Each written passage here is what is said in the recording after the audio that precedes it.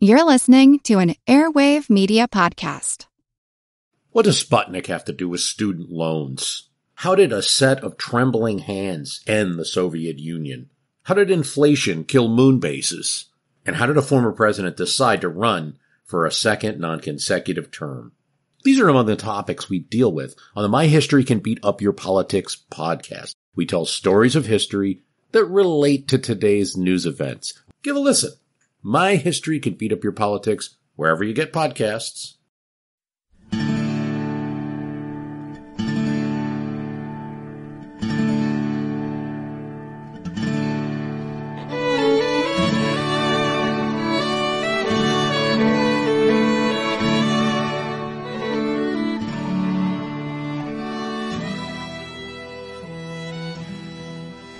Hey everyone, thanks for tuning in to episode number 111 of our Civil War podcast. I'm Rich.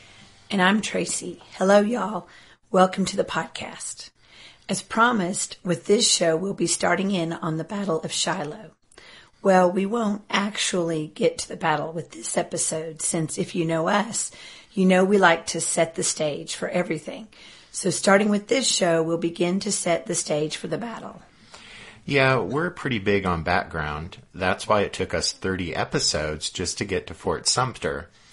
Anyway, as for Shiloh, since the beginning of the Civil War, everyone knew that a big battle in the West was inevitable, even if they didn't know where or when. But no one probably would have guessed it would take place down in the far southwestern corner of Tennessee, along the western bank of the state's namesake river, at a place called Pittsburgh Landing, which was a forgettable hog and cotton loading station where steamboats put in from time to time.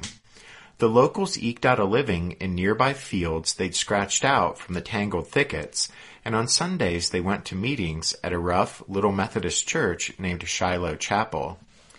There on Sunday morning, April 6, 1862, the long-anticipated big battle in the Civil War's Western Theater finally kicked off. And over the course of that day and the following one, there was an appalling and concentrated carnage such as the American continent had never seen before. The grisly total of over 23,000 casualties at Shiloh was almost double the number of killed and wounded at First Manassas, Wilson's Creek, Fort Donelson, and Pea Ridge combined. That made Shiloh the first great and terrible meat grinder battle of the Civil War, and the sheer scale of the bloodshed there shocked Northerners and Southerners to their core. The Battle of Shiloh was fought over some of the worst imaginable terrain, at least for those on the attack. Thick, brushy oak and hardwood forests cut up with ridges, deep ravines, and miry swamps that made control of advancing battle lines problematical, if not impossible. To the east, the Tennessee River hemmed in this small, mean patch of ground, while Owl and Snake Creeks defined the western boundary. There were some small cleared areas to be sure, open fields and a few orchards carved out by local farmers. It was on this ground that the soldiers of the two great armies would fight each other, and it's notable that the vast majority of those soldiers were completely green. Some had never fired their muskets. Some had not yet been taught how to load their muskets.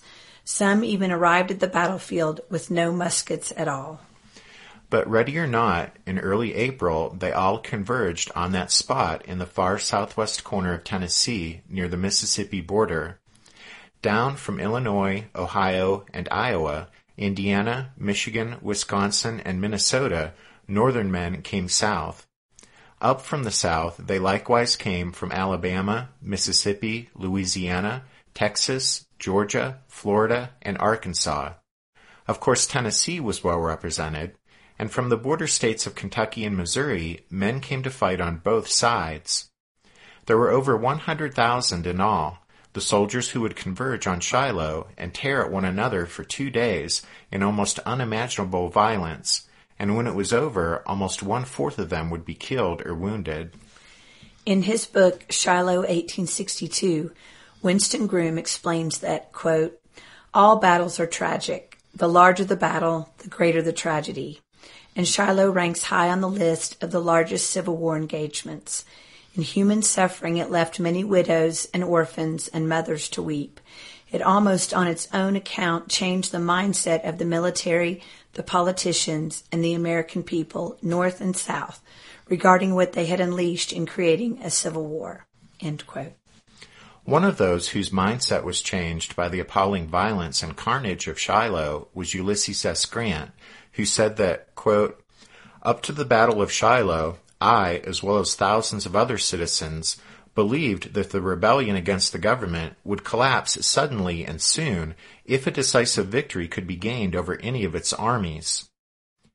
But Grant admitted that after the bloodletting at Shiloh, quote, "I gave up all idea of saving the Union except by complete conquest."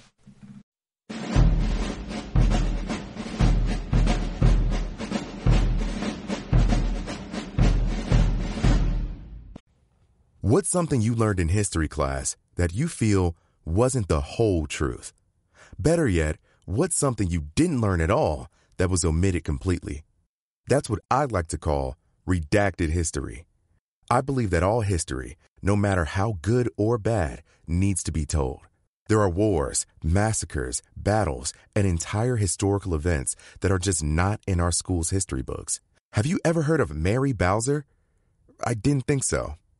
My name is Andre White, the host of the Redacted History Podcast, the place where history's forgotten events, heroes, and villains get their story told, one episode at a time.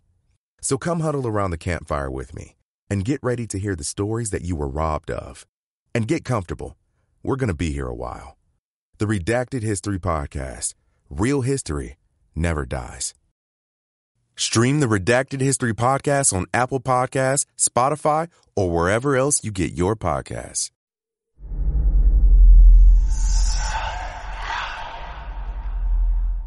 Hey y'all, spooky season is here.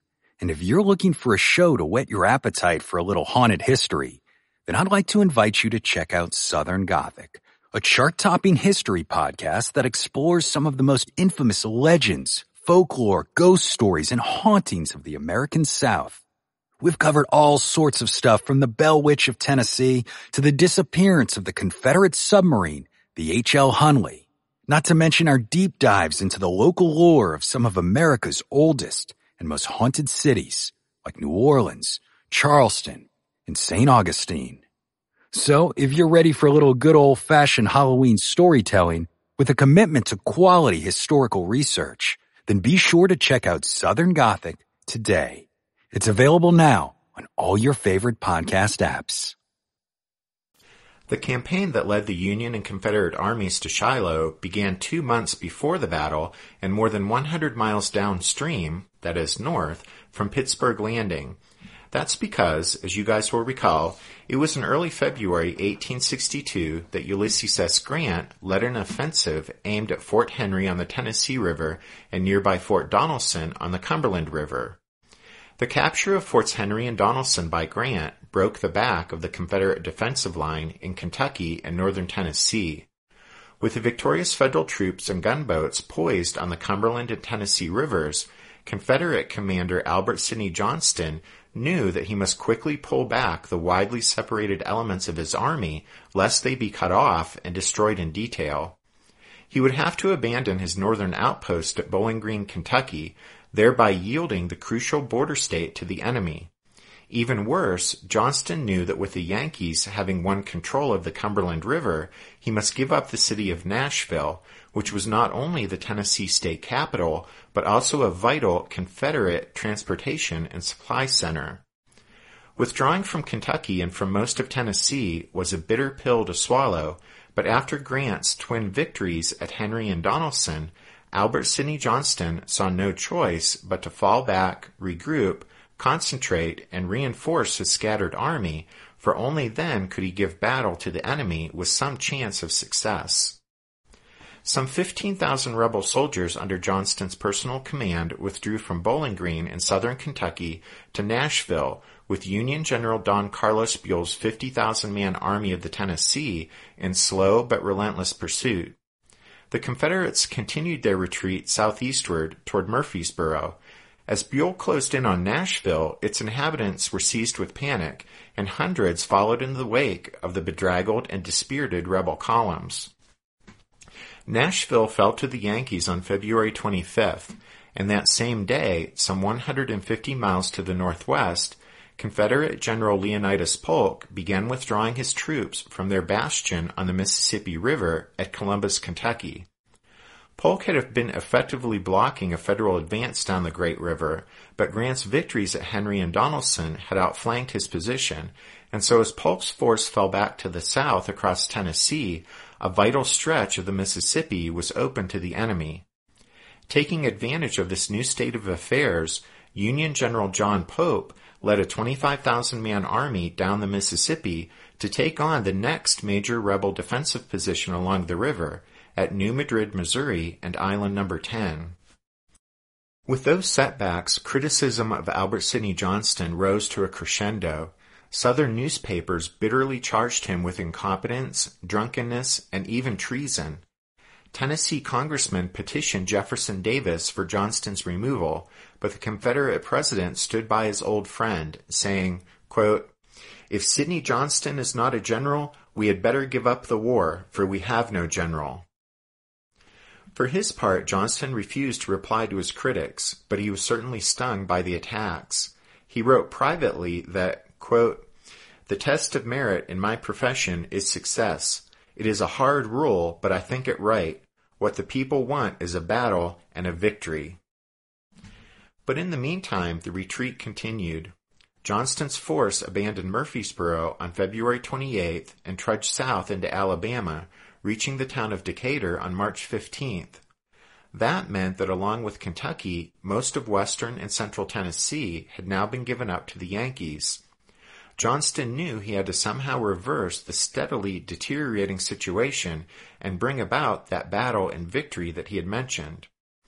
In moving toward that goal, he would have the help of P.G.T. Beauregard. Beauregard, as you guys may recall, had started to feud with Jefferson Davis in the aftermath of the Confederate victory at First Manassas. Eventually, Davis had tired of quarreling with the vain Louisianan, and in early February, Beauregard had been sent west to assist Albert Sidney Johnston. After Grant's victories at Henry and Donelson, to all intents and purposes, split his vast department in two, Johnston had retained direct control of the troops in the eastern part of the department, while he sent Beauregard west to oversee operations in that part. Besides ordering Polk's withdrawal from Columbus and directing that defenses at Island No. 10 be strengthened, Beauregard also took on the task of marshaling reinforcements from Confederate garrisons throughout the lower South. Their rendezvous point would be the strategic rail hub of Corinth, Mississippi, just south of the Tennessee border and some 25 miles west of the Alabama line. The retreating columns of Albert Sidney Johnston and Leonidas Polk would meet them there. The town of Corinth was selected as the concentration point for the Confederate reinforcements and for the retreating rebel columns because the rail junction there was on the last remaining major east-west rail line available to the Southerners, the Memphis and Charleston Railroad. With the setbacks to the north, the Memphis and Charleston became the most strategically important of the Confederacy's railroads. It now formed part of the South's only continuous east-west rail system. At Chattanooga, Tennessee, the Memphis and Charleston connected with the East Tennessee and Virginia Railroad, which provided rail connection all the way to Richmond. When Johnston and his men arrived at Corinth on March 24th, they found the other Confederate troops already waiting for them. Daniel Ruggles had brought up 5,000 men from New Orleans. Braxton Bragg brought 10,000 from Mobile and Pensacola down on the Gulf Coast. Polk's troops had arrived shortly before Johnston's column. And once assembled at Corinth, the concentrated strength of the Confederate Army of the Mississippi was about 40,000 men. The only significant contingent that was missing was Earl Van Dorn's force from over in Arkansas, which would not arrive at Corinth in time to fight with Johnston's army, as you guys already know from our coverage of the Battle of Pea Ridge. Also missing, of course, were those 12 or 13,000 Confederate soldiers who had been captured at Fort Donelson, and they, needless to say, would be sorely missed at the Battle of Shiloh. But at any rate, once the concentration at Corinth was for the most part complete, Albert Sidney Johnston knew that he couldn't afford to surrender the initiative to the enemy by simply waiting there and then presenting a passive defense when the Yankees arrived outside the town. And that the Federals were going to arrive at Corinth sooner or later, unless the Confederates stopped them, was clear by the time Johnston's column reached the rail junction, since by then it was apparent that at least 2 Union armies were converging on the town. One of those Federal armies heading for Corinth was the one that Ulysses S. Grant had led to victory at Forts Henry and Donelson. But following those triumphs, Grant had been experiencing his own share of trouble. Grant's troubles didn't originate with anything the Confederates had done since then, but rather stemmed from badly strained relations with his immediate superior, Henry Halleck. The smoke had hardly settled at Fort Donelson before the intensely ambitious Halleck had wired General-in-Chief George McClellan saying, quote, "Give me command in the West. I ask this for Forts Henry and Donelson." End quote. Now remember that prior to this, command of the Union war effort in the Western Theater had been split between Henry Halleck and Don Carlos Buell, and now Halleck was claiming promotion to the top spot in the West based on Grant's twin victories at the river forts. And Halleck was duly given that reward, and so Buell became his subordinate, and Halleck was free to prosecute the Western War as he wished. Before this, Washington had been trying to push Buell into an invasion of eastern Tennessee, but now that Halleck commanded in the West, he could move Buell's troops wherever he wanted them, and he wanted them united with Grant's army, which was pursuing the Confederates down to Corinth. Halleck envisioned the combined Federal armies, under his direction, converging on Corinth, and there inflicting a decisive defeat on the rebels. Having gotten what he most wanted, the top Federal command in the West, Halleck now aspired to reap even greater rewards by playing the starring role in smashing up the rebel army that was concentrating at Corinth. By the time Buell's force and Grant's had rendezvoused along the Tennessee River near Corinth, Halleck planned to have traveled from St. Louis and joined them in the field, where he would take personal command of the combined Federal armies as they pushed on overland to the vital Confederate rail hub. In the meantime, though, Grant's victorious army was no longer being commanded by Ulysses S. Grant. You see, while Halleck's star had risen because of Grant's victories at Forts Henry and Donelson, Halleck actually had a pretty low opinion of Grant, and he was jealous of Grant's success in the field.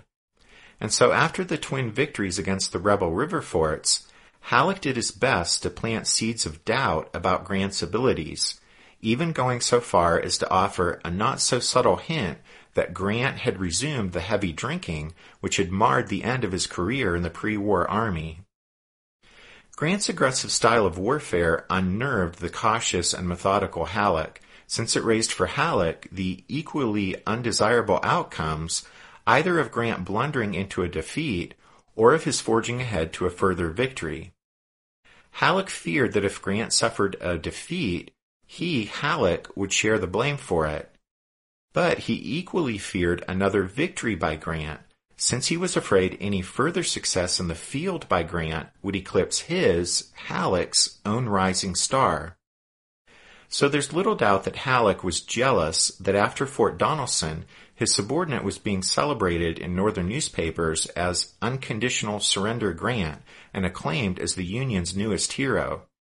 And so for altogether self-serving reasons, Halleck was therefore especially eager to rein in Grant after Forts Henry and Donelson.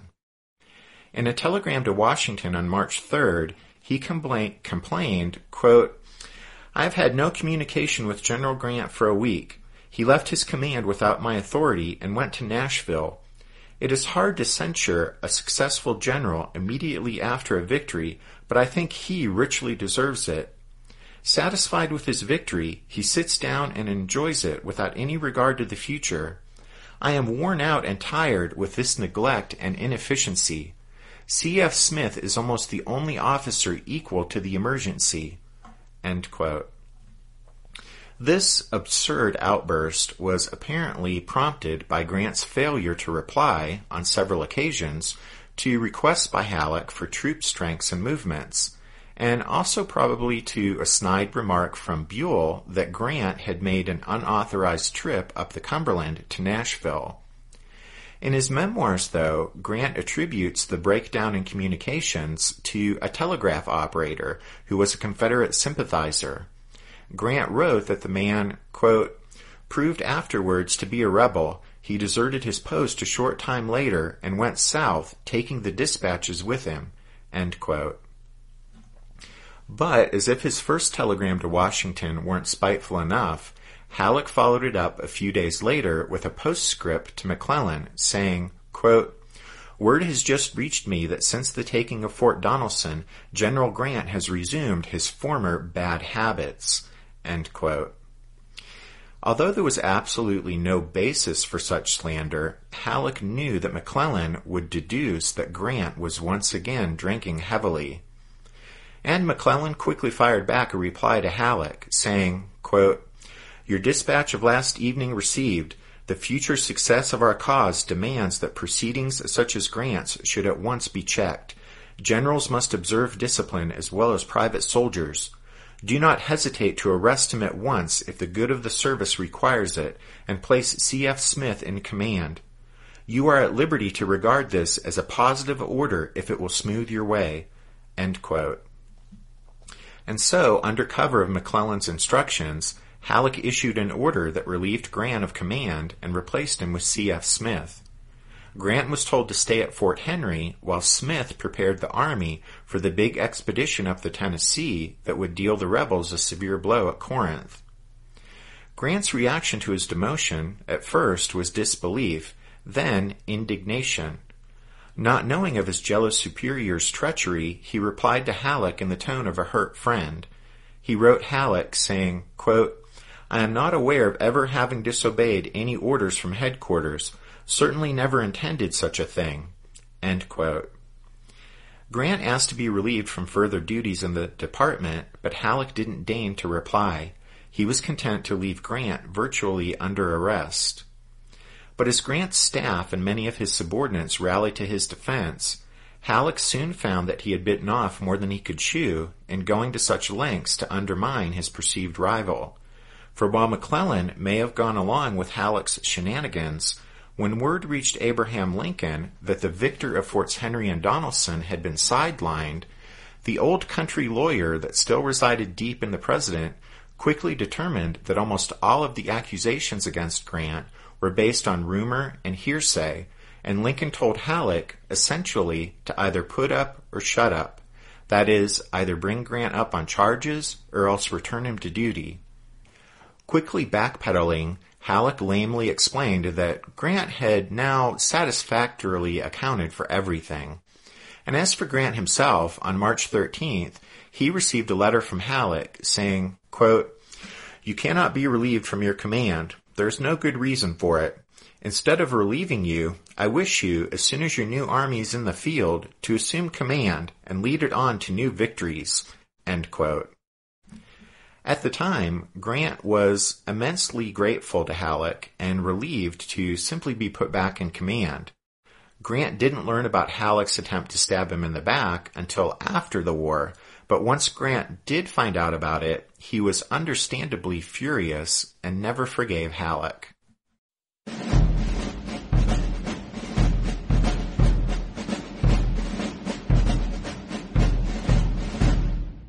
While Halleck had been holding Grant in limbo, he had ordered C.F. Smith to lead Grant's army up the Tennessee River to the vicinity of Savannah, a town on the river's east bank. There, Smith was to link up with a division of new troops from Paducah, Kentucky, led by William Tecumseh Sherman. Halleck wanted Smith to establish a base of operations there in southern Tennessee and launch a series of operations designed to cut the nearby line of the vital Memphis and Charleston Railroad. Meanwhile, Buell would be marching overland, bringing his army from Nashville to join Smith's force there on the banks of the Tennessee. Once this concentration of Union forces was complete, Halleck would arrive from St. Louis and personally lead his command the final 20 or so miles south to take the vital rail hub at Corinth, and in the process defeat the rebels' main western army, which was defending the place. As we've already said, though, Albert Sidney Johnston hoped to prevent that outcome by seizing the initiative and going on the offensive. In his book, Shiloh, Confederate High Tide in the Heartland, Stephen E. Woodworth explains what the Confederate commander had in mind. Woodworth writes, quote, "Specifically, what Johnston needed to do was carry out the classic military maneuver of defeating the enemy in detail. That is, he needed to fall on one of the enemy's separate armies, probably the closer of the two, and destroy it before turning and serving its companion force the same way. A simple task in concept, but very difficult to execute." Jefferson Davis alluded to the desirability of such a move in a March 26th wire as being almost too obvious to mention, and a few days later noted again, "I hope you will be able to close with the enemy before his two columns unite. I anticipate victory." End quote. In other words, to put it plainly, what Johnston wanted to do was strike north from Corinth to the Tennessee River and smash the Federals currently assembling near Savannah before Buell's army finished its overland march and joined them. For the time being, the number of Confederate troops at Corinth was nearly equal to the Yankee force that was assembling nearby, but once Buell's men linked up with that force, the combined Federal army would outnumber Johnston's command by a 2-to-1 margin. And so, if Johnston was going to strike and have any real chance of success, he had to do it before Buell's force arrived on the scene. When Johnston set out to seize the initiative and defeat the enemy in detail, the result was the Battle of Shiloh. In April 1862, the bloody 2-day battle along the Tennessee River, some 20 miles north of Corinth, was the Confederacy's first try and best chance to reverse the tide of war that in America's heartland had recently been going so badly for the new Southern slaveholding republic, costing it thousands of troops and tens of thousands of square miles of territory. And for Albert Sidney Johnston, it was a bid to undo 2 months of military disasters that had occurred on his watch and that had called into question his previous reputation as one of the South's greatest generals. And so that seems like a suitably dramatic spot to leave things for now.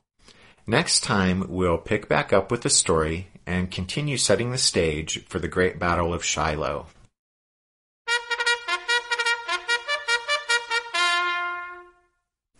That means it's time for this episode's book recommendation.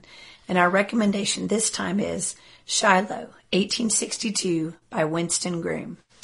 Groom is an author who has several Civil War history books to his credit, but some of you may be more familiar with one of his works of fiction that was made into a movie starring Tom Hanks. You see, Winston Groom wrote the novel Forrest Gump. And as you might guess from all of that, he's an excellent writer, and his book here on Shiloh is just a wonderfully pleasing narrative to read, and so we highly recommend it. As always, you can find Shiloh, 1862 by Winston Groom, and all of our other book recommendations if you head over to the podcast website, which is www.civilwarpodcast.org. So you probably noticed that Tracy's voice was a little scary at the beginning of this episode and then again right there. That's because she was sick this past week and her voice is still pretty rough. And while she actually feels a lot better than she sounds, she was a real trooper this weekend to at least try to record this episode and also the latest members episode. And speaking of the latest members episode, Tracy and I do want to thank the newest member of the Strawfoot Brigade, Jack L., and also a big thank you to Jerry G. from Oregon for his recent donation. So thanks, guys. And with that, we'll thank all of you for listening to this episode of The Civil War, 1861 to 1865, a history podcast. We hope you'll join us again for the next show when hopefully both of us will be able to fully participate and when we'll continue with the story of the Battle of Shiloh.